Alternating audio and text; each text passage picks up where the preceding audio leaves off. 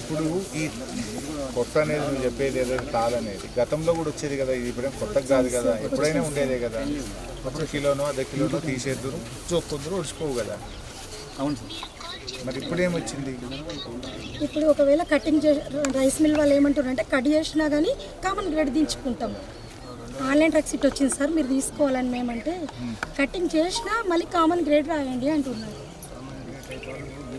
అవును sir. Common grade అయితే ఏం రేట్ వస్తుంది? 20 రూపీస్ డిఫరెంట్. 20 రూపాయలు తగ్గుతుంది.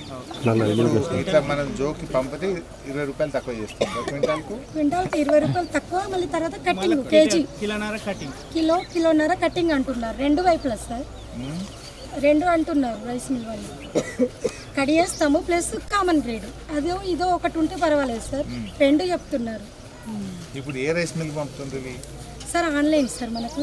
అది ఒక్క లారీ ఒక్క అడిగి పోతాడు కదా, అది ఇదేం పద్ధతి అమ్మా? ఎవరైనా ఒక రైస్ మిల్ ఉంటే వానికి మాట్లాడి చెప్పి వ్యవహారం నడిచింది సార్. అప్పుడేమో మనం మాన్యువల్గా కొట్టి రేపా ఎల్లుండా కామన్ గ్రేడ్ అయితే కామన్ గ్రేడ్ పెట్టుకునే వాళ్ళము, ఏదైతే అదే అక్కడ పోయిన తిరిగి పెట్టేవాళ్ళం. ఇప్పుడు అట్లా లేదు సార్, మనం ఆల్రెడీ ఎంట్రీ చేసి పంపించాక మిల్లు సబ్మిట్ చేసినాక మిల్లు పేరు వస్తుంది, ఫస్ట్ వస్తలేదు.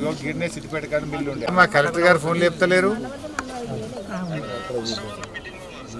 ఏం మీటింగే? ఏం దేని మీద?